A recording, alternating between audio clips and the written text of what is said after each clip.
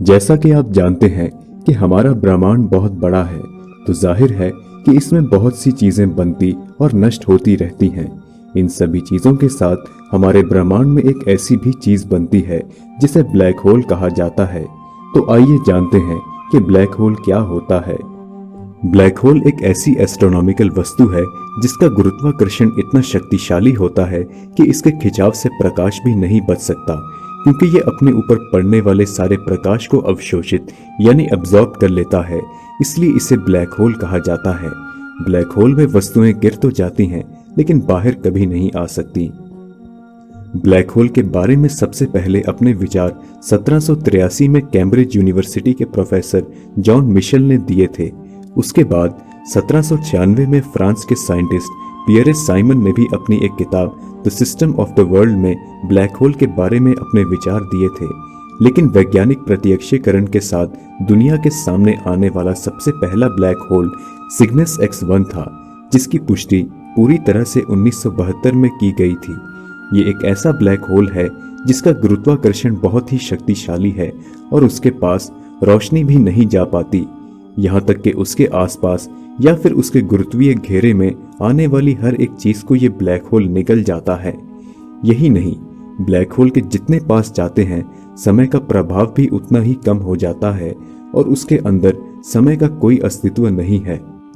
हमारी पृथ्वी के सबसे नजदीक ब्लैक होल 1600 प्रकाश वर्ष दूर है, लेकिन इस ब्लैक होल का हमारी पृथ्वी के सौर मंडल पर कोई असर नहीं होता, क्योंकि इसका गुरुत्वाकर्षण यहाँ तक नहीं पहुँच सकता।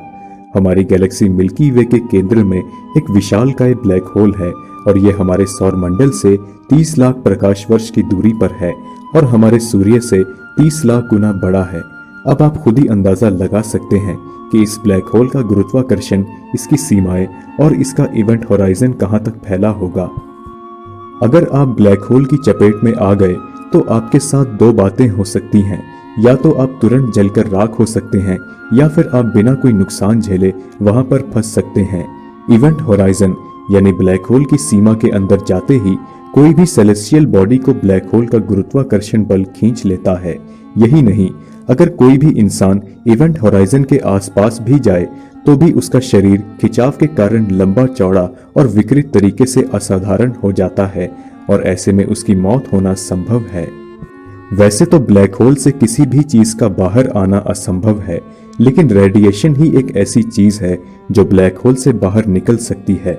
वैज्ञानिकों के अनुसार ब्लैक होल जैसे जैसे रेडिएशंस छोड़ता है वैसे वैसे वह अपना मास खो देता है और इसी प्रक्रिया के कारण उसका अंत हो जाता है। ब्लैक होल्स विनाशकारी नहीं होते, वह केवल अपने गुरुत्वाकर्षण में आने वाली चीजों पर ही अपना प्रभाव डालते हैं। कुछ वैज्ञानिकों के अनुसार ब्लैक होल्स बहुत ज्यादा ऊर्जा पा सकते हैं, लेकिन ये इतना आसान नहीं है। अगर आप ये सोच रहे हैं कि अगर दो ब्लैक होल्स एक दूसरे के करीब आ जाएं तो क्या होगा, तो ऐसे में वे दोनों एक दूसरे की ओर खींचे जाएंगे, जिससे उनका गुरुत्वाकर्षण बल एक समान हो जाएगा और दोनों मिलकर एक नए ब्लैक होल को जन्म देते हैं। कई बार ब्लैक होल में शोर भी होता है। जब भी कोई बड़ा आकाशीय पिंड यानी कोई सेलेस्टियल बॉडी ब्लैक होल के इवेंट होराइजन में आती है तो उसके मॉलिक्यूल्स बिखर जाते हैं और वे प्रकाश की गति से ब्लैक होल के केंद्र में जा गिरते हैं, जिस कारण शोर पैदा होता है। ब्लैक होल के अंदर भौतिक विज्ञान का कोई भी नियम काम नहीं करता, क्योंकि इतने शक्तिशाली गुरुत्वाकर्षण के बल से वह किसी भी चीज को खत्म कर सकता है। इसलिए वहां पर समय और अंतरिक्ष की चीजों का कोई अस्तित्व नहीं है। अगर किसी भी तरह की वस्तु वहां पर जाती है तो वह नष्ट हो जाती है। जब कोई विशाल तारा अपने अंत की ओर पहुंचता है तो वह अपने भीतर ही सिमटने लगता है। धीरे धीरे वह भारी भरकम ब्लैक होल बन जाता है और सब कुछ अपने अंदर समेटने लगता है। आइंस्टाइन का कहना है कि किसी भी चीज का गुरुत्वाकर्षण स्पेस को उसके आसपास लपेट देता है और उसे कर्व जैसा आकार देता है। ब्लैक होल को ऊर्जा उसके मास से नहीं मिलती। ये बात बिल्कुल सच है कि ब्लैक होल का मास बहुत ज्यादा होता है, जिसका कारण है बहुत सारे आकाशीय पिंडों का इकट्ठा होना, जिसके बाद वह आपस में सिकुड़कर एक बिंदु समान अवस्था में कंप्रेस हो जाते हैं और इतने छोटे से आकार में ज्यादा डेंसिटी होने के कारण ब्लैक होल का गुरुत्वाकर्षण बहुत शक्तिशाली होता है। ब्लैक होल के बारे में कई रिसर्च किए गए और इसके कई रहस्यों को साइंस ने दुनिया के सामने रखा है। ये बात सच है कि आने वाले समय में हमें ब्लैक होल के बारे में और भी जानकारी प्राप्त होगी और शायद हम इसकी ऊर्जा का इस्तेमाल भी कर सकेंगे।